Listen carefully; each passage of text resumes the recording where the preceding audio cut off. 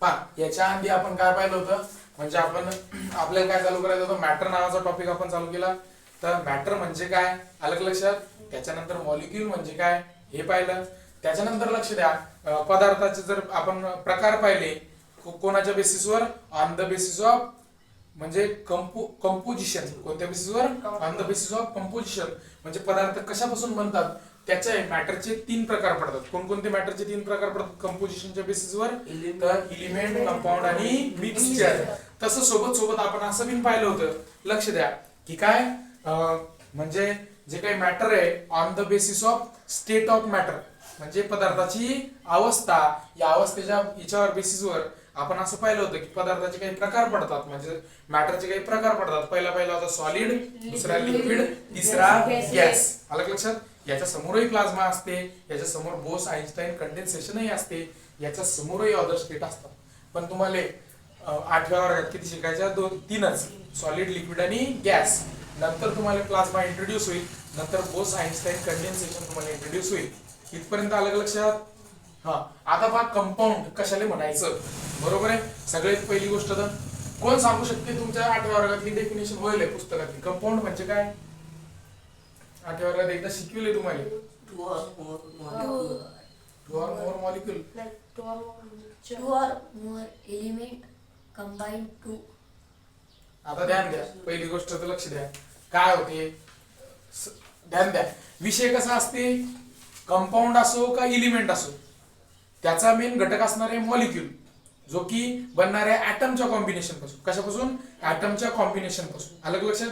उदाहरणार्थ असं झालं, एक हायड्रोजन आणि दुसरा हायड्रोजन एकत्र आला, बरोबर आहे, आणि याच्यापासून तयार झालं H2. हा काय झाला आपला मॉलिक्यूल. काय झाला? मॉलिक्यूल.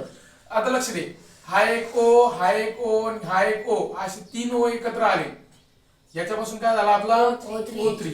मग लक्ष द्या, ज्यावेळेस म्हणजे विषय कसा असते, ज्यावेळेस म्हणजे ऍटम्स एकत्र येतात इन अ डेफिनाइट प्रपोर्शन, बरोबर आहे, इन अ डेफिनाइट प्रपोर्शन, याले काय म्हणणार आहे आपण? याले मॉलिक्यूल म्हणत असतो. अशी डेफिनेशन पाहिली आपण मॉलिक्यूलची, बरोबर आहे. म्हणजे काय मॉलिक्यूल सरळ सरळ म्हणायचं तो combination of 2 or more atom in a definite proportion is called as molecule. अशी डेफिनेशन लिहून मी दिली मी तुम्हाला, आपण पाहिली मी, रिवाइज करायचा. त्याच्यानंतर लक्ष द्या, हे जर अशा प्रकारचे असले, ध्यान द्या, हा एक मॉलिक्यूल आहे, हा एक मॉलिक्यूल आहे, हिच्यात दोन्ही ॲटम कसे आहेत? सारखे. हिच्यात तिन्ही ॲटम कसे आहेत? सारखे. जर असे सारखे सारखे ॲटम असले तर याले म्हणायचं एलिमेंट. काय म्हणलं होतं? एलिमेंट. म्हणजे याले म्हणतो आपण एलिमेंट. आलं लक्षात?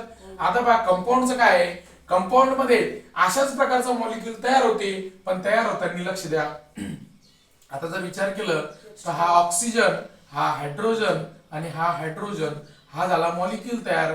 या मॉलिक्यूल मध्ये तुम्ही मला सांगा सारख्याच प्रकारचे ॲटम आहेत का? नाही. कारण हा एक प्रकार आहे, हायड्रोजन एक प्रकार आहे, हायड्रोजनचे 2 आहेत, हायड्रोजन एक प्रकार आहे, हायड्रोजनचे 2 आहेत, ऑक्सिजन एक प्रकार आहे, ऑक्सिजनचा 1 आहे, म्हणजे याचा रेशो 2:1. आलं लक्षात? हायड्रोजन टू ऑक्सिजन रेशो काय? 2:1. आणि ऑक्सिजन टू हायड्रोजन विचारला तर 1:2. आलं लक्षात? बरं, विषय असा आहे की जे काही पाणी तयार होणार H2O नावाचा मॉलिक्यूल, हे कुठूनलाही उचला, हिमालयातला घ्या, घरातला घ्या, नालीतला घ्या, अलग लक्षात, एखाद्या प्युरिफायरचा घ्या, याचं सूत्र मात्र बदलणार नाही. म्हणजे हे जे काही केमिकल कंपोजिशन आहे 2:1, हे जगातल्या कुठल्या बी पाण्यात काय राहील? सेम ऍज इट इज, काही चेंजेस त्याच्यात राहणार नाही. अलग लक्षात? मग आता याच्यावर लक्ष द्या, आधी आपण ही वाली डेफिनेशन पाहू आपली जुनी पुस्तकातली, त्याच्यानंतर थोडस ऍडव्हान्स होईल आपल्या एनसीईआरटी कशी आली ती बिन आपण पाहू, दोन्ही समजून घेऊ. पहा, तर कंपाऊंड कशाला म्हणायचं, तर पहा कंपाऊंड म्हणजे दुसरं तिसरं थोडं काही आहे, मॅटरचाच काय एक प्रकार आहे, मॅटरचाच काय एक प्रकार आहे. मग मॅटरचा असा प्रकार, लक्ष द्या, मॅटरचा किंवा काही काही जण सबस्टन्स म्हणतात, सबस्टन्स म्हणजे पदार्थ. म्हणजे लक्ष द्या, कंपाऊंड म्हणजे एक तर मॅटर आहे किंवा सबस्टन्स आहे. मग कसं सबस्टन्स आहे? लक्ष द्या, म्हणजे कंपाऊंड हा मॅटर आहे किंवा सबस्टन्स आहे. आणि कसं सबस्टन्स आहे? ज्याच्यातले मॉलिक्यूल, लक्ष द्या, ज्याच्यातले मॉलिक्यूल्स हे कसे बनले? डिफरंट टाइप ऑफ ऍटम्स पासून बनले, अशा सबस्टन्सले किंवा अशा मॅटरले म्हणायचं कंपाऊंड. म्हणजे डेफिनेशन पहा पुस्तकात कशी होती, type of matter.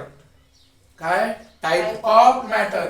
which has Molecule. molecule made up of different type of atoms is called as compound. बरोबर आहे. जे बनतात डिफरंट टाइप ऑफ atoms पासून पण कसे indefinite proportion is called as compound. तर काय म्हणणार आहे आपण त्याले कंपाऊंड. आली का डेफिनेशन लक्षात? पुन्हा एकदा सांगतो पहा. कंपाऊंड कशाला म्हणायचं? तर आपण type of matter which has molecule of different types of atom in a definite proportion is called as compound. आलं का लक्षात? मग हा झाला कंपाऊंड. डबल जर कंपाऊंड काढायचा तर पाय C6H12O6 कशाचा मॉलिक्यूल आहे रे? हा मॉलिक्यूल आहे पण कशाचा असणार आहे? ग्लुकोज. आलं का लक्षात? आता या ग्लुकोज मध्ये किती टाईपचे आयटम आहेत पहा. कार्बन एक प्रकार, हायड्रोजन दुसरा, ऑक्सिजन तिसरा, म्हणजे तीन टाईपचे वेगवेगळे ॲटम्स कंबाईन झाले त्याच्यापासून मॉलिक्यूल तयार झाला आणि यालाच काय म्हणणार आहे आपण? कंपाऊंड म्हणत असतो. अलग लक्षात कंपाऊंड काय म्हणायचं? तर मग आता हे झालं कंपाऊंडची अशी डेफिनेशन जी की तुम्ही 8व्या वर्गाच्या पुस्तकात पाहिली. ती बिन तुमची अजून काही क्लिअर नाही पण आता मात्र क्लिअर करून घ्या. लिहून द्यायची का सांगा का नाही लिहायची काम ते. नाही लिहायची तर मग गडबडल्या गेलं पाहिजे. नाही विचारलं तर तुम्हाला सांगायला गेली पाहिजे. मला लक्षात पहा. आपण लिहून देऊ. काय म्हणणार आहे? लक्ष द्या. Types of matter which has molecule which has लक्ष द्या. टाइप्स ऑफ मॅटर म्हणलं which has molecule. मॉलिक्यूलचं काय? Molecule made up of different atoms, different types of atom, definite proportion, different types of atoms. पण कसे? definite proportion, indefinite proportion, हा पहा तर काय होणार आहे? indefinite proportion. Indefinite proportion. It's called as compound. It's Indefinite proportion is called as compound. कारण ही आपल्या याच्यात नाही दिली. टाइप्स नका करू. टाइप ऑफ मॅटर करा. Type of matter which has molecules made up of different types of atoms in a definite proportion is called as compound. आलं लक्षात इथपर्यंत? याचे एक्झाम्पल असे लिहून घ्या. हे उदाहरण हे असं जास्त लिहून घ्या पाण्याचं आणि मग त्याचं सूत्र शेजारी लिहा. आलं लक्षात? समजू राहिलं इथपर्यंत? चला घ्या लिहून सगळे. हा H2O भरपूर एक्झाम्पल आहेत ना. हा लक्ष द्या. आता काय पाहिलं तर कंपाऊंडचं डेफिनेशन लिहून दिली होती मी तुम्हाला. बरोबर आहे. आता ध्यान द्या. डबल एखादं उदाहरण घेऊ. उदाहरणार्थ लक्ष द्या. आपण काय करू? तक्ता थोडासा करू. हा म्हणजे मॉलिक्यूल काढू दोन याचे इलिमेंट. लक्ष द्या रे. इलिमेंट. तर इलिमेंट मध्ये जर विचार केला तर इलिमेंटचा तसा प्रकार पाहिला. काही काही मोनो ॲटॉमिक बिन असतात. म्हणजे हे मॉलिक्यूल काढू आपण. काय काढणार आहे? मॉलिक्यूल्स. काही काही मोनो ॲटॉमिक मॉलिक्यूल असतात. म्हणजे एकच ॲटम असते त्या मॉलिक्यूल मध्ये दुसरा नसते. उदाहरणार्थ आपण काल पाहिलं होतं AU. बरोबर आहे. त्याच्यानंतर AG. त्याच्यानंतर डबल सांगा कोणकोणता होता? आर्गॉन. लक्षात? निऑन. याच्यात एकच ॲटम असते आणि तो एकच ॲटम काय असते? मॉलिक्यूल बिन असते. याला म्हणायचं मोनो ॲटॉमिक मॉलिक्यूल. आलं का लक्षात? त्याच्यानंतर लक्ष द्या. H2 मध्ये कसं झालं पहा. इकडे लक्ष द्या. हा एक H होता आणि हा सिंगल बॉन्ड दुसऱ्या H सोबत जोडल्या गेला. आलं लक्षात? त्यानंतर आपण O2चं उदाहरण पाहिलं तर O2चं काय होणार आहे? हा O होता. हा डबल बॉन्ड दुसऱ्या O सोबत जोडल्या गेला. आलं लक्षात? आता लक्ष द्या. O3चं उदाहरण मी पाहू. हा O असा या दुसऱ्या दोन O सोबत जोडल्या गेला म्हणजे हे झालं O3 स्ट्रक्चर. आलं का लक्षात? किंवा S6 आपण म्हणतो. काय म्हणायचं? S6. S6 कसं असते बाई? S दुसरा S तिसरा S चौथा S पाचवा S आणि सहावा S अशा प्रकारे हा जोडेल असते. त्याला काय म्हणणार आहे आपण? S6 molecule. आलं लक्षात? आता हे एलिमेंटचे मॉलिक्यूल झाले. कंपाऊंडचे मॉलिक्यूल कसे असतात पहा. कंपाऊंडचं एक उदाहरण मी दिलं मी तुम्हाला. कंपाऊंडचे मॉलिक्यूल कसे असतात?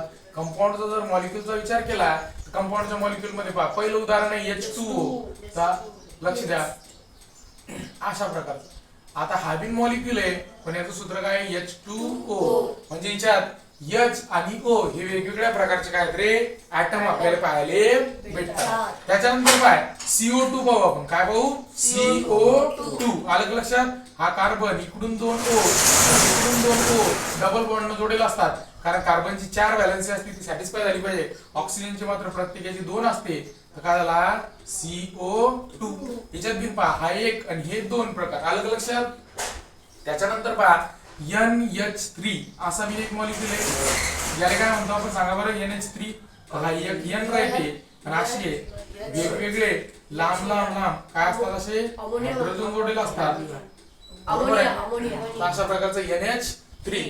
तसा CH4 बिन असते. मग हिच्यात जर वेगवेगळं पाहिलं तर हिच्यात लक्ष द्या एक नायट्रोजन आणि 3 काय आहेत हायड्रोजन, एक कार्बन आणि 2 काय आहेत ऑक्सिजन.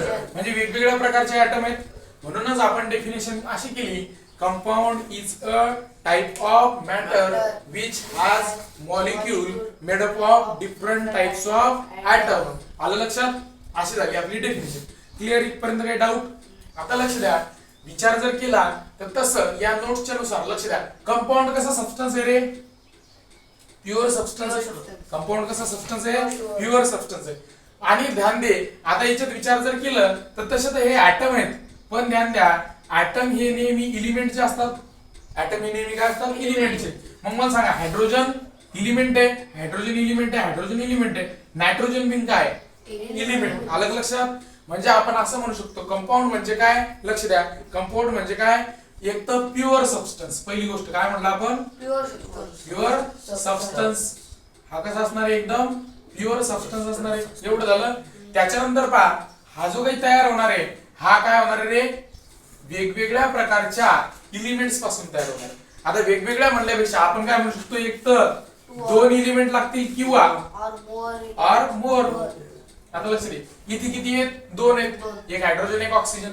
हालाकी नंबर न 3 आहेत नंबर ऍटम किती आहेत 3 पण एलिमेंट किती आहेत 2च. एक हायड्रोजन आणि दुसरा ऑक्सिजन. इथे बिन पहा एक कार्बन आणि दुसरा ऑक्सिजन. इथे एक नायट्रोजन आणि दुसरा हायड्रोजन. हालाकी हायड्रोजनचे ऍटम 3 आहेत समजू राहिलं. तसंच पहा जर C6H12O6 जर घेतलं तर काय होणार आहे ध्यान द्या. याचा जर विचार केला याचं सूत्र आपल्याला काढलं जाते पण विषय असा आहे की आपण फळा कमी पडेल आपल्या नंतर पाहायचं की किचकट बी नाही थोडस. पण लक्ष द्या याच्यात किती किती एलिमेंट आहेत वेगवेगळे कार्बन आहे हायड्रोजन आहे ऑक्सिजन आहे. अलग लक्षात. मग हे एक छोटस सूत्र होतं.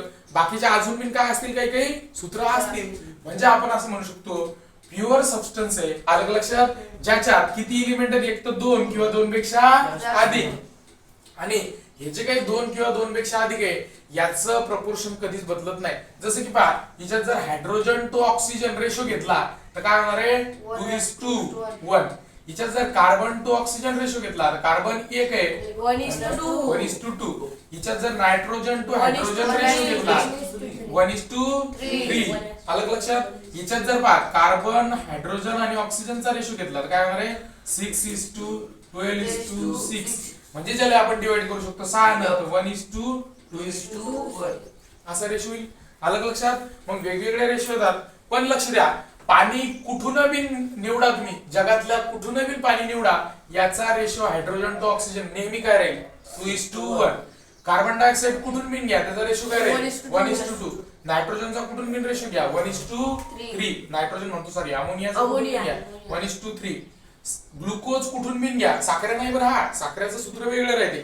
साखरेचं कोणाला माहिती आहे C12H22O11 अशा प्रकारचं राहते शुगर आणि हा ग्लुकोज.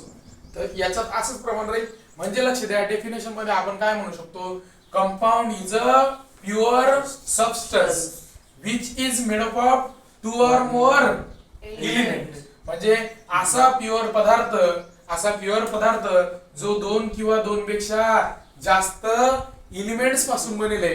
कसा बनेले जास्त एलिमेंट पासून. आणि बनल्याच्या नंतर याचा जो काही रेशो असते हा कसा असणार आहे रे इनडेफिनाइट प्रपोर्शन. कसा असणार आहे इनडेफिनाइट प्रपोर्शन. अलग लक्षात. म्हणजे ध्यान द्या नवीन डेफिनेशन आपण कशी करू शकतो compound is a pure substance which is made up of two or more elements, two or more elements in definite ratio किंवा indefinite proportion is बरोबर आहे. तर अशा प्रकारची ही झाली आपली कंपाऊंडची डेफिनेशन. समजू राहिलं का? आलं लक्षात? आता ध्यान द्या, याच्याबद्दल काही काही डबल एक प्रॉपर्टी पाहिजे. विषय काय माहिती का? आता पाण्याचाच पाहू. पाणी हा कंपाऊंड आहे आपण म्हटलं आहे ना, पाणी कंपाऊंड. आता पहा, याचं हे झालं म्हणजे ऍटम किती आहेत किंवा इलिमेंट कसे आहेत, इलिमेंटचं कंपोजिशन कसं झालं. पण लक्ष द्या, डबल एक गोष्ट असते, वेटचा रेशो. कशाचा रेशो? वेट. वेट म्हणा किंवा मास म्हणा, वेट किंवा मास अशी गोष्ट म्हणा. याच्या मासचा रेशो काढू, मासचा. आता लक्ष द्या, हायड्रोजनचा जर विचार केला तर हायड्रोजनचा ऍटॉमिक मास नंबर किती आहे? एक. याचा किती आहे? एक. आता लक्ष द्या, पण याच्यात हाईट किती असे? दोन. म्हणून हायड्रोजनचा जर विचार केला, हायड्रोजनचा ऍटॉमिक मास किती असणार आहे याच्यात, आणि ऑक्सिजनचा जर विचार केला तर ध्यान द्या, याच्यात हायड्रोजन आहेत दोन आणि एकाचा असते एक. बरोबर आहे. ऑक्सिजनचा ऍटॉमिक नंबर किती आहे? 8. तर ऍटॉमिक मास किती असेल? 16. अलग लक्षात. पण हा बिचारा एकटाच आहे, म्हणजे काय? 1 गुणिले 16 तर किती झाले? 16. आणि याचं काय झालं? 1 2. तर मग याचा रेशो काढायचा, हायड्रोजनचा ऑक्सिजनचा. पण कोणाचा यायचा आहे का? नंबरचा आहे का? नाही. याच्या वेटचा किंवा मासचा रेशो. हा जर काढला तर पहा, 2:16 म्हणजेच आपण लिहू शकतो 1:8. अलग लक्षात, 1:8. 2 न भाग केला. हा जगातला कोणता बिन पाणी घ्या, जगातलं कोणतं बिन पाणी घ्या, याचा मात्र लक्ष द्या रे, याचं काय असणार आहे? हे वेट बिन सेम असणार आहे. कुठलं पाणी, कुठलं पण कोणत्या बिन रिएक्शन न तयार कर, या पाण्याचा रेशो म्हणजे या पाण्यातल्या इलिमेंटचा रेशो, इलिमेंटचा रेशो बाय वेट. कोणतं म्हणणार आहे आपण? इलिमेंटचा रेशो बाय वेट. हा काय राहील? 1:8. कुठलं बिन घे. समजलं का? आता हायड्रोजनचं उदाहरण घेतलं, डबल बाय वेटचं एखादं उदाहरण लक्ष द्या. इलिमेंटचा रेशो काय आहे? ते नंबर ऑफ इलिमेंटचा रेशो 2:1. पण त्याच्यातला जर विचारला तर इलिमेंटचा बाय वेट रेशो हा किती राहणार आहे? 1:8. अलग लक्षात. हा कधीच बदलणार नाही. अलग लक्षात. समजू राहिलं का? म्हणजे जर विचार केला तर वेटनं हे सगळेचे सगळे काय असतात? सारखेच आपल्याला पाहायला भेटत. समजलं? त्याच्यानंतर लक्ष द्या, विषय कसा असते माहिती का? कंपाऊंड मध्ये जर समजा कंपाऊंड आपल्याला तयार करायचा तर कंपाऊंड हा केमिकल रिएक्शन आपण काय करतो? तयार करत असतो. काय करणार आहे? केमिकल रिएक्शन आपलं तयार करत असतो. आता लक्ष द्या, एक पाण्याचंच उदाहरण केमिकल रिएक्शन सांगतो मी तुम्हाला. ध्यान दे, पाणी कसं तयार होत असते कोणतं बिन, म्हणजे उदाहरणार्थ असते आपला H2. काय असणार आहे आपला? H2. हा कसा असणार आहे? गॅसियस फॉर्म मध्ये आपल्याला पाहायला भेटते. दुसरा असते आपला O2. हा बिन कशात असते? गॅसियस फॉर्म मध्ये. आता ध्यान द्या, पण आपलं सूत्र काय रे? H2O. बॅलन्स आहे का पहा बरं? इकडे 2 हायड्रोजन आहेत, इकडे 2 आहेत, पण इकडे 1 ऑक्सिजन, इकडे किती आहेत? 2. मग इकडे जर 2 असतील, लक्ष द्या, बॅलन्स नाही ते सांगतो. इकडे जर 2 असतील तर आपल्याला इकडे पण 2 करायचे. मग 2 करायसाठी आपण याच्या समोर 2 लावतो. 2 ऑक्सिजन झाले. पण आता काय, 2 हायड्रोजन गुणिले 2 तर किती झाले? 4. 4 आहेत का? नाही. म्हणजे आता इकडे काय लावणार आहे? 2. आलं लक्षात? ही बॅलन्स रिएक्शन झाली.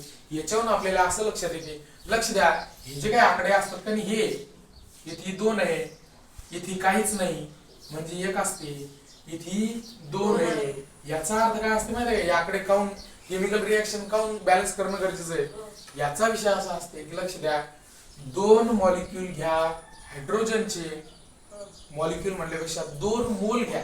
मॉलिक्यूल नाही, मोल बिन चालते, मॉलिक्यूल बिन चालते, पण मोलचा कन्सेप्ट डायरेक्ट आहे. कारण आपल्याला मॉलिक्यूल मोजले जातात का? 2 आहेत का 4 आहेत? मॉलिक्यूल लय लहान राहतात, डोळ्यानं आपल्याला मोजले जात नाही, पण आपल्याला मोल मोजले जातात. काय मोजले जातात? मोल. इकडे लक्ष दे, काय मोजले जाते रे? मोल मोजल्या जातात. तर किती मोल घ्यायचे? 2 मोल हायड्रोजन घ्यायचा, 1 मोल काय घ्यायचा? ऑक्सिजन. तर त्याच्यापासून काय तयार होणार आहे? किती मोल? 2 मोल. म्हणजे लक्ष दे, आपलं वेस्टेज जात नाही. कसं वेस्टेज जात नाही? याला माहितच नाही किती किती मोल घ्यायचं. यानं काय केलं? यानं घेतले, उदाहरणार्थ यानं घेतले 5 मोल हायड्रोजन, 5 मोलच ऑक्सिजन. अलग लक्षात. किंवा एक साधं करू, यानं 6 मोल काय घेतले? 6 मोल हायड्रोजन घेतला, बरोबर आहे, आणि 6 मोल काय घेतला, ऑक्सिजन घेतला, त्याची केमिकल रिएक्शन झाली. आता एक विचार कर, पा याच्यातलं तिप्पट आहे, तिप्पट, मग याला तिप्पटच लागेल, म्हणजे याच्यातला किती लागला, फक्त 3. हा 3 अजून जसा तसा पडेल, समजलं. आता हा 6 आणि याच्यातला 3च वापरला गेला, लक्ष दे, हा 6 आणि याच्यातला किती वापरला गेला, 3च, तर हा 0 राहिला, पण हा 3 बाकी राहिला. रिएक्शन झाल्याच्या नंतर लक्ष द्या, याच्यात तिप्पट होतं, बरोबर आहे, आणि याच्या अर्धापट. याच्यात बिन लक्ष द्या, किती किती झाले, 6H2O, म्हणजे 6 मॉलिक्यूल तयार झाले. किती झाले, 6 मॉलिक्यूल म्हणल्यापेक्षा 6 मोल तयार झाले. किती मोल तयार झाले, 6 मोल. आता एक लक्ष दे, किती 6 मोल तयार झाले, हे 3 मोल H2 याचा काय गेला, वेस्ट न गेल्यापेक्षा हा कधी कधी याच्यात मिक्स होऊन जाते, मग दोन्ही पदार्थ मिक्स होतात, त्याचं मिक्सचर तयार होते. केमिकल रिएक्शन तर होणार नाही आता, पण मिक्सचर तयार होते. पण हे काढायला लय कठीण, हे काढायला कठीण जाते. सायंटिस्ट लोकांना काढणं थोडस कठीण आहेच. दुसरी गोष्ट, कधी कधी हा वेस्टेज होऊन जाते, म्हणजे फालतूचा 3 मोलचा जो काही खर्च त्याचा फालतू वाया गेला, समजलं का. म्हणून शिकत असतात मोल कन्सेप्ट. कोणतं शिकत असतात, मोल कन्सेप्ट. नुसतं शिकवायचं आणि काहीच याचं बेसिक सांगायचं नाही लेकरायले, फायदा नाही. आणि असं बेसिक काही काही शिक्षकालाच माहित नसते, त्याच्यामुळे त्यालाच एखादा पेपर क्रॅक करायला 5-5 वर्ष लागतात, 5-5, 7-7. त्यालाच बेसिक माहित नाही, तुम्हाला कुठून सांगणार. अशातलं एक गोष्ट आहे, त्यासाठी हे बेसिक कन्सेप्ट क्लिअर व्हायसाठी MSc समोर करायला लागते. नुसतं त्याच्यावर 12 वर्गावर अटकून चालत नाही. आलं लक्षात, बरं असं. हे समजलं का, हे तुम्हाला समजलं का, हे तुम्ही समजून घेणं गरजेचं आहे. इथपर्यंत आलं लक्षात. म्हणून मोल शिकत असतात. आणि लक्ष द्या, मोल म्हणजे नेमकं असते काय, बरोबर आहे. एक मोल एखाद्या पदार्थात, तुम्हाला हायड्रोजनचा 1 मोल काढायचा आलं म्हणून सांगतो, लक्ष द्या. हायड्रोजनचा काय करायचा, 1 मोल काढायचा. तुम्हाला जर विचारलं 1 मोल हायड्रोजन म्हणजे किती ग्राम, तर तुम्ही लगेच कन्फ्युज होता. 1 मोल हायड्रोजन म्हणजे किती ग्राम, तर जेवढं मोलिक्युलर मास असते तेवढाच ग्राम, म्हणजेच तेवढे मोल. आता लक्ष द्या, याचं हायड्रोजनचं मॉलिक्युलर मास किती आहे, याचं H2 चं मास किती आहे, 2.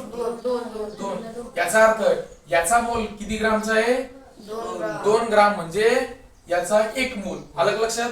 याचाच विचार करा, O2 याचं सांगा मॉलिक्युलर मास किती आहे, 2 कसं येईल रे, 2 ऍटम आहेत, एकाचं 16 असते, 16 32, म्हणजे 32 जर ग्राम घेतले, लक्ष दे, 32 जर ग्राम घेतले किती मोल होतील, 1 मोल. याचे 2च ग्राम म्हणजे 1 मोल, याचे 32 ग्राम म्हणजे 1 मोल.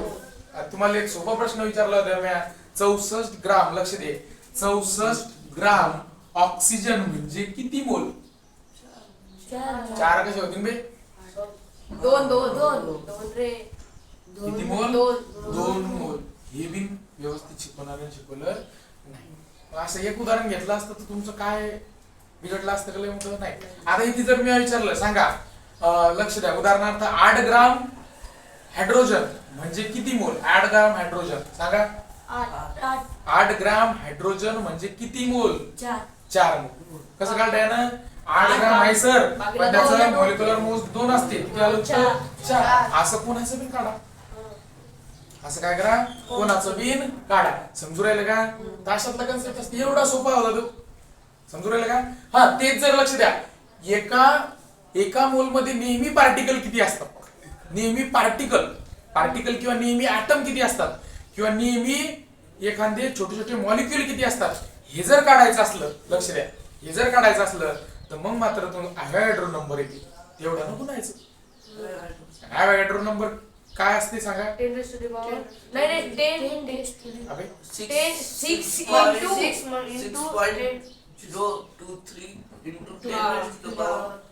23. म्हणजे एका मोल मध्ये, लक्ष द्या, एका मोल मध्ये तेवढे मॉलिक्यूल असतात कोणाचे, समजू राहिले का, तेवढेच असतात, कमी जास्त नसते. तर हे असं असते. इथपर्यंत समजलं सगळ्याले, काही अडचण कोणाला याच्याबद्दल चालते. तर मग अशा डेफिनेशन वगैरे आपण शिकलो. आता आपल्याला काय करायचं, नोट्स मधून वाचून घ्यायचं, बरोबर आहे. 1 to 1 पॉइंट आपल्याला वाचून घ्यायचं, त्याचे कॅरेक्टरिस्टिक्स, त्याचे एक्झाम्पल. हा, पण डबल एक गोष्ट राहिली होती आधी, एक समजून घ्या वाचायच्या आधी, एक ध्यान दे, विषय कसा असते बोलू नको बाळा, विषय कसा असणार आहे माहिती का, हे कशापासून तयार झाले रे, दोन वेगवेगळ्या एलिमेंट पासून हा कंपाऊंड तयार झाला. म्हणजे याची उलटी बिन रिएक्शन केल्या या कंपाऊंडला या दोन मध्ये तोडल्या बिन जात. अलग लक्षात, म्हणजे लक्ष द्या, दोन एलिमेंट पासून जर कंपाऊंड तयार होत असेल तर कंपाऊंडले आपण तोडून दोन एलिमेंट तयार करू शकतो. अलग लक्षात, बाय सिंपल केमिकल मेथड. समजू राहिलं का? तर तेच आपल्याला पाहायचं कसं करायचं काय करायचं ते आपल्याला त्याच्यात पॉइंट वाचता वाचता सगळेचे सगळे येऊन जातील. एक काम करू, आपण वाचन घेऊ. आता पाय शिकवायचा पार्ट वेगळा असते, वाचन हे याच्यासाठी घेणं आहे तुम्हाला की काही काही शब्द तुमचे अडकतात. बरोबर आहे, तुम्हाला सवय नाही तसं तर डेफिनेशन झाली. आता लक्ष द्या, कंपाऊंडच्या पानाकडे लक्ष द्या. पहा काय म्हणते, अ प्युअर सबस्टन्स. काय म्हटलं आपण, मी म्हटलं होतं प्युअर सबस्टन्स, आठवत येईल तर, अ pure substance which is compose of. Compose म्हणजे तयार होणे. बरोबर आहे, तर कंपोज होणे म्हणजे तयार होणे म्हणू शकता किंवा घटक असणे असं पण म्हणू शकतो. लक्ष द्या, अ pure substance which is compose of 2 or more elements. आपण म्हटलं होतं, अलग लक्षात, दोन किंवा दोन पेक्षा जास्त एलिमेंट्स पासून हा कंपोज होईल राहते म्हणजे बनलेला असते. बरोबर आहे, combine chemically in a definite ratio. कसा बनते हा, इन अ डेफिनाइट रेशो. आपण दौड बनणार आहे का नाही, फिक्स रेशो मध्ये. ते बिन बॅलन्स रिएक्शन कशा होतील त्याच्यानुसार. Such that it can be broken into, आणि अशा प्रकारचा बनते, such that it can be broken into elements only by chemical means is called compound. अलग लक्षात, म्हणजे असा तयार जर झाला तर नंतर काय होणार आहे, लगेच लगेच तो तोडू बिन शकतो आपण. आणि कशाने तोडू शकतो म्हणजे लक्ष द्या, H2O असा जर असला तर याला आपण म्हणजे काही केमिकल मेथडनं H2 आणि O2 याच्यात पुन्हा वेगळं करू शकतो. अलग लक्षात, काय करणार आहे याच्यात पुन्हा आपण याच्यात याला वेगळं करू शकतो. इथपर्यंत आलं लक्षात. असं बिन आपण करू शकतो कोणत्या मेथडनं, बाय केमिकल मीन. समजू राहिलं, म्हणजे आपण तयार तर करू शकतो, सोबत सोबत आपण काय करू शकतो त्याला पुन्हा तोडू शकतो, असं त्याचं म्हणणं आहे. ही झाली कंपाऊंडची डेफिनेशन या पुस्तकामध्ये. अलग लक्षात, पहा काय काय मराठीत एकदा ध्यानात ठेवा. मराठीत याला कसं म्हणायचं लक्ष द्या, म्हणजे एकदम कसा रे, प्युअर पदार्थ. लक्ष द्या, प्युअर पदार्थ जो की दोन किंवा दोन पेक्षा अधिक एलिमेंटच्या कॉम्बिनेशन पासून बनेले, पण ते कॉम्बिनेशन डेफिनाइट प्रोपोर्शन मध्ये असलं पाहिजेत. आणि लक्ष द्या, तो कंपाऊंड आपण पुन्हा छोट्या छोट्या दोन किंवा दोन पेक्षा अधिक एलिमेंट मध्ये तोडू शकतो. अशा याला काय म्हणायचं, अशा याला म्हणायचं कंपाऊंड. राईट डेफिनेशन म्हणजेच काय, अ pure substance which is compose of 2 or more elements combined chemically in a definite ratio such that it can be broken into elements only by chemical means is called compound. राहील लक्षात, काळजीपूर्वक ध्यानात घ्या, समजून घ्या, त्याच्यानंतर ती वाचा, त्याच्यानंतर पाठ करा. पण पाठ शक्यतो तर करूच नका, समजून घेऊन घ्या. आलं लक्षात. इथपर्यंत घड्याळ नाही का कोणाचा टाइम साठी. हा, हे इथपर्यंत झाला. आता त्याच्यानंतर काय म्हणते पहा, 2 or more element present in a compound are called as constituent or component of compound. आता लक्ष द्या, लक्ष द्या, ज्या दोन किंवा दोन पेक्षा अधिक एलिमेंट पासून तो बनेल असते त्याला कंपाऊंडचे काय म्हणायचं, ते छोटे छोटे घटक आहेत. उदाहरणार्थ लक्ष दे, विषय कसा झाला, आता आपण ग्लुकोज घेतला होता. ग्लुकोजचं लक्ष दे रे, C6H12O6. आणि तुम्हाला जर म्हणलं कोण की सांग ग्लुकोजचे कॉन्स्टिट्यूएंट सांग, तर ग्लुकोजची कॉन्स्टिट्यूएंट काय, कार्बन, हायड्रोजन आणि ऑक्सिजन. अलग लक्षात, म्हणजे कोणा घटकापासून बनलेले कॉन्स्टिट्यूएंट म्हणजे घटक. तर तेच म्हणले पहा, समोर काय म्हणते, 2 or more element present in a compound as called constituent or component of the compound. For example दिले, water पहा, वॉटरचा formula H2O is a compound of hydrogen and oxygen combined together in the ratio of 1:8 by weight. काय म्हटलं त्यानं पण, weight. अलग लक्षात, जर हे असतं लक्ष द्या, नंबर ऑफ हायड्रोजन आणि ऑक्सिजन असतात ते किती असतं, 2:1. अलग लक्षात, नंबर ऑफ हायड्रोजन ऑक्सिजन काय असतात. पण बाय वेट कसं असणार आहे, बाय वेट आता काढून दाखवलं, हायड्रोजनचा आणि ऑक्सिजन. हायड्रोजन 2 असतात म्हणून 2 गुणिले 1, आणि इकडे काय असते 1 गुणिले 16, म्हणजे काय झालं, हे 2 आणि इकडे झालं 16, म्हणजे 1:8.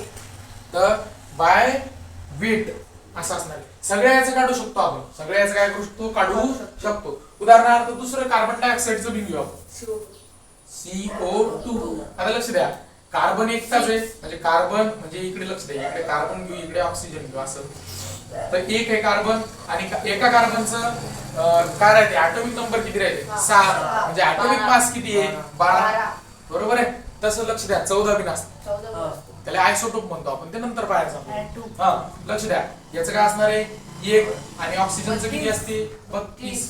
मग काढा, काय झालं, 12 32. पहिले भाग द्या, पहा 4 न भाग जाते, 8 न जाते का नाही जात, तर 4 त्रिक 12, किती चूक 32, 8 चूक 32, तर 3:8 बाय वेट. पण हा काय काढले आपण, बाय वेट असं राहील. बाय नंबर ऑफ मॉलिक्यूल कसं राहील, कार्बन 1 आहे तर ऑक्सिजन किती येतो, 2, 1:2. बाय नंबर ऑफ एलिमेंट्स, आलं लक्षात. आणि हे काय राहणार आहे, बाय वेट. समजलं. तर आता लक्ष द्या, त्याच्यात ते बिन पाहिलं. आता पहा 2-4 पदार्थ मी तुम्हाला लिहून देईल, ते काय करायचे, घरून मुद्दाम करून आणायचे, बाय वेट न आणि बाय नंबर ऑफ ऍटम्स दोन्ही यानं करून आणायचे. त्याच्यानंतर लक्ष दे, the water can be broken into constituent only by electrochemical method by passing electric current through it. आता लक्ष द्या, ही रिएक्शन दाखवली होती मी तुम्हाला रिव्हर्स करून. तर त्याचं काय म्हणणं आहे, ही रिएक्शन H2O ला जर आपल्याला स्प्लिट अप करायचं असलं आणि H2 आणि O2 जर तयार करायचा असला, आलं लक्षात, तर फक्त एक कोणत्या मेथडनं पॉसिबल आहे म्हणते, याच्यातून इलेक्ट्रिसिटी पास करायची, त्याचे आयन्स वेगवेगळे होतील आणि तो पुन्हा ब्रेकआउट होईल तसंच. त्याच्यानंतर पहा method by passing electric current through it. Some other example are carbon dioxide, common salt म्हणजे NaCl, हायड्रोक्लोरिक ऍसिड म्हणजे HCl, आणि त्याच्यानंतर सोडियम हायड्रॉक्साइड म्हणजे NaOH. हे पण आपल्याला शिकायचे, कसे कसे याचे सूत्र करायचे या धड्यातच आपल्याला पाहायला भेटते. आता पहा, आता महत्वाचं आहे कॅरेक्टरिस्टिक्स ऑफ कंपाऊंड. या कॅरेक्टरिस्टिक्स ऑफ कंपाऊंड मध्ये पहिलंच याचं थोडंसं वेगळं करणं आहे तुम्हाला. काय पहा, पहिले याच्यात काय दिले रे पहा, a chemical compound is a compose of same types of element दिले, तिथे सेम खोडून टाका आणि काय करा, डिफरंट टाइप ऑफ एलिमेंट. चला करा लवकर. इथे काय व्हायला, थोडीशी मिस्टेक आली, तर सेमच्या ऐवजी काय करायचं, डिफरंट करायचं. झालं. मग पॉइंट बिन लक्षात आलं तुमच्या. अरे समजलं का या पॉइंटचा अर्थ काय, कोण सांगते, सांग निकम काय. तर सारखे कंपाऊंड असतात, 2 वेगवेगळे एलिमेंट लागतात, म्हणजे डिफरंट. कंपाऊंड तयार व्हायला 2 किंवा 2 पेक्षा, म्हणजे असं नाही सांगा की, म्हणजे लक्ष द्या, एखाद्या कंपाऊंड मध्ये वेगवेगळ्या प्रकारचे एलिमेंट असतात. 2 किंवा 2 पेक्षा अधिक वेगवेगळ्या प्रकारचे काय असतात, एलिमेंट असतात. मग पहा, a chemical compound is compose of different type of elements. म्हणजे कंपाऊंड हा डिफरंट टाइप ऑफ एलिमेंट्स पासून बनेल असते. सेम टाइप ऑफ एलिमेंट असतात का, म्हणजे ते मॉलिक्युल्स आपलं कन्सिडर. त्यानंतर पहा, a chemical compound is homogeneous. कसा असणार आहे रे, होमोजिनस. होमोजिनसचा अर्थ एक जिन्सीपणा. कसा, एक जिन्सीपणा. उदाहरणार्थ लक्ष दे, तो काय केलं माहितीये का, समजा पाणी घेतलं, पाणी जर घेतलं तर पाणी हे H2 आहे. काय H2. विषय असा आहे, या कोपऱ्यातलं जरी पाणी घेतलं तो तरी त्याचं बाय वेट 1:8च राहील. या कोपऱ्यातलं जर घेतलं तर काय राहील, 1:8. म्हणजे जसं इथे प्रमाण राहील तसंच इथे बिन प्रमाण राहील. पण कोणाचं, हायड्रोजनचं आणि ऑक्सिजनचं. तेच जर लक्ष दे, म्हणून याला म्हणायचं होमोजिनस. काय म्हणायचं, होमोजिनस. आता उदाहरणार्थ काय केलं माहिती का, दुसऱ्या या पाण्यात काय केलं रे, म्हणजे पाण्यात तुम्ही एखादी गोष्ट टाकली काहीतरी, सॉल्ट तर पूर्ण विरघळते समजा, होमोजिनस बनते नंतरच्या काळात. पण अशी काही हिच्यात तेल टाकलं, तेल आणि ते असं फिरवलं तर विषय काय होते, इथे तेल मात्र जास्त जमा होईल, इकडे कमी राहील, इकडे काहीतरी बबल राहतील. म्हणजे सारखं प्रमाण राहील का सगळीकडे, नाही. जर लक्ष द्या, एखादा पदार्थ तयार केला आणि त्या पदार्थाचा बुडातला, वरचा, मधातला, कुठलं बी सॅम्पल घेतलं, जर तिच्यात सारखे ऍटम गिटम असतील किंवा सारखं कंपोजिशन असेल, त्याला म्हणायचं होमोजिनस. काय म्हणायचं, होमोजिनस. मराठीत त्याला शब्द आहे एक जिन्सीपणा. काय, एक जिन्सीपणा म्हणजे एक जीवपणा. तर ते असणार आहे पा, तर chemical compound is homogeneous, that is it has same composition through out its mass. म्हणजे लक्ष द्या, हे मास घेतलं पाण्याचं आपण, तर कुठलं बिन करा थ्रू आउट हिज मास सगळं कंपोजिशन कसं राहणार आहे, सेम आपल्याला पाहायला भेटते. इथपर्यंत आलं लक्षात. त्यानंतर तिसरं प्रॉपर्टी पाहावं असताना काय म्हणते, if a chemical compound can be broken into 2 or more element, then it can be synthesized from same element by chemical means but not by physical method. आता लक्ष द्या, हे तो थोडा पॉइंट इतकं समजायला. त्याचं काय म्हणणं आहे, तुम्हाला जर एखादा कंपाऊंड तयार करायचा, तर ज्या एलिमेंट पासून तो कंपाऊंड तयार झाला त्याच एलिमेंट मध्ये तो कंपाऊंड काय होईल, तुटी. आलं लक्षात. जसं की आपण H2O तयार केला, तर कोणापासून तयार केला होता, हायड्रोजन आणि ऑक्सिजन याच्यापासून तयार केला होता. तर तुटील बिन कशात, हायड्रोजन आणि ऑक्सिजन मध्येच तुटील. बाकीच्या वेगळ्या एलिमेंट मध्ये तो तुटणार आहे का, नाही. तर जो ज्यावेळेस तोडू आपण फायनल स्टेजले, तर तेच पदार्थ तयार होतील. पण ध्यान दे, लक्ष द्या, कंपाऊंड हा फिजिकल चेंज न तुटणार नाही. फिजिकल गोष्टी तुटेल का, नाही. हा फक्त केमिकल मेथडनच तुटू शकते किंवा केमिकल चेंजनच फक्त तुटू शकते. इथपर्यंत आलं लक्षात. त्यानंतर काय, a compound has fix composition by weight. हे तर ऑलरेडी पाहिलं आपण. कंपाऊंडचं काय असते रे, तर कंपाऊंड हा फिक्स कंपोजिशन बाय वेट. मग तू कुठूनही आणा, नदीतलं पाणी आणा, घरातलं पाणी घ्या, एखादा अमृत घ्या, गंगेचं घ्या, यमुनाचं घ्या, त्याचं केमिकल कॉन्स्टिट्यूएंट जे काय ते मात्र बदलणार नाही बाय वेट. ते 1:2 काय राहील, 8च. हालाकी हे होऊ शकते, नालीतल्या पाण्यात बॅक्टेरिया जास्त राहील, माती जास्त राहील, घरातलं पाणी स्वच्छ राहील, हा वेगळा प्रकार. आपण त्याच्याबद्दल नाही बोलू राहिलो. आपण कशाबद्दल बोलू राहिलो, फक्त पाण्यातले घटक कोणकोणते, आणि हे पाण्यातले घटक नाही, हे वेगळे घटक आहेत. समजलं. आता लक्ष द्या, तिसरी गोष्ट काय म्हणते, a compound has fix composition by weight. ते झालं होतं, the properties of compound do not resemble with properties of constituent. हे लय एक महत्वाचं आहे. आता याचं एक उदाहरण देतो कसं असतं तर, म्हणजे ध्यान दे, तुम्हाला सोडियम माहिती आहे, सोडियम. सोडियम कसा मेटल आहे रे, सॉफ्ट आहे, पण तसा कसा मेटल आहे रिएक्शनच्या दृष्टिकोनातून. पहा, तुम्हाला माहित नसेल, हा सोडियम केरोसिन मध्ये ठेवतात. कशात ठेवतात, केरोसिन मध्ये. कारण हा जर हवेत ठेवला ना, हवेशी संपर्क आला तर लगेच पेटली, लगेच जळते. पाण्यात जर टाकला तर फटकन फुटते. अलग लक्षात. तो व्हिडिओ बी नाही, मी तुम्हाला सगळ्याला टाकील, पाहून घ्या कसं कसं आहे. अलग लक्षात. म्हणजे हा जर विचार केला तर हा एक्सप्लोजिव्ह मेटल आहे. एक्सप्लोजिव्ह म्हणजे फुटणारा, समजू राहिलं. हा एक्सप्लोजिव्ह आहे.